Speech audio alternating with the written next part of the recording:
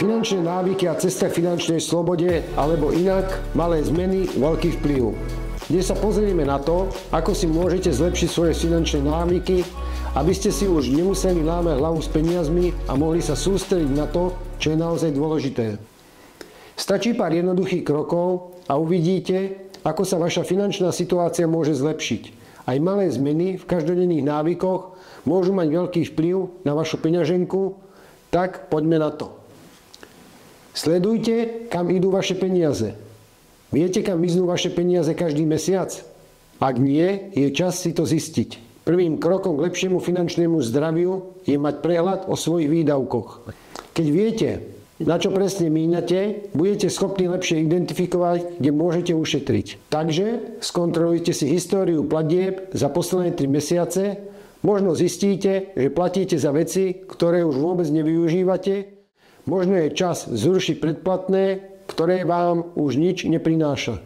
Ak máte smartfón, skúste si stiahnuť aplikáciu, ktorá vám pomôže sledovať vaše výdavky. Takto budete mať rýchly prehľad o tom, kam vám peniaze odchádzajú, a čo je najlepšie, keď máte prehľad, je oveľa jednoduchšie nastaviť si hranice a ušetriť. Myslíte na peniaze menej. Ak máte stále pocit, že vaše peniaze utekajú bez toho, aby ste o nich vedeli, zautomatizujte svoje financie. Práve automatizácia vám umožní myslieť na peniaze oveľa menej. Nastavte si trvalé príkazy na pravidelné platby, ktoré sú účty alebo pôžičky. Týmto spôsobom sa už nikdy neocitnete v situácii, že vám unikne splatnosť faktúry. A čo je najdôležitejšie? Nastavte si automatické sporenie, vaše peniaze sa budú ukladať na sporiaci účet a ani o tom nebudete vedieť. Bez námahy, bez stresu. Keď uvidíte, ako sa peniaze strácajú, je oveľa jednoduchšie šetriť. Plánujte vyššie výdavky vopred. Nezabúdajte na to, že nečakané výdavky môžu zaskočiť vás rozpočet.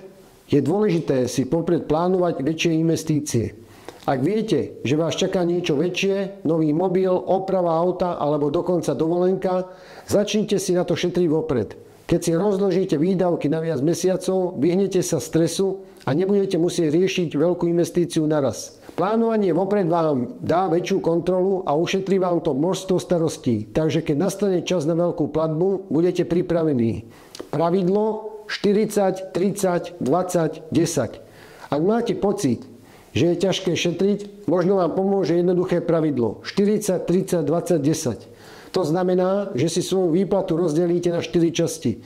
40% z príjmu si vyčlente na bežné výdavky, ako je domácnosť, stráva alebo drobné radosti. 30% použite na splátky pôžičiek, hypotéky alebo iné záväzky. 20% bude smerovať na úspory a investície. 10% odložte ako rezervu pre nečakané situácie. Týmto spôsobom sa uistíte, že máte vždy dostatok na všetko a zároveň budujete finančnú rezervu. Dajte si finančný detox. Skúste teraz vyskúšať jednu výzvu. Vyberte si jeden deň v týždni, keď nebudete míňať žiadne peniaze. Žiadna káva z kaviarne, žiadne impulzívne nákupy, ani večera v reštaurácii. Tento finančný detox vám ukáže, ako sa dá žiť bez každodenných výdavkov, ktoré sa nám často zdajú nevyhnutné. Skúste to aspoň raz týždenne a uvidíte, že sa vaše úspory začnú hromadiť.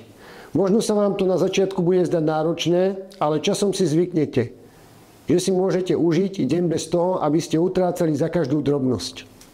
A na záver, ak máte peniaze, ktoré nevyužívate a nepotrebujete ich hneď, neodkladajte ich pod vankúš. Využite terminovaný vklad alebo investovanie, kde budú vaše peniaze zarábať úroky. Takto sa dá dosiahnuť finančná sloboda, začnete si vytvárať zdravé návyky už teraz. A malé zmeny v našich každodenných finančných rozhodnutiach môžu dať obrovský vplyv na vašu peňaženku a celkovú pohodu. Dúfam, že vám tieto tipy pomôžu zjednodušiť vaše financie a umožnia vám viac sústrediť sa na to, čo je pre vás naozaj dôležité.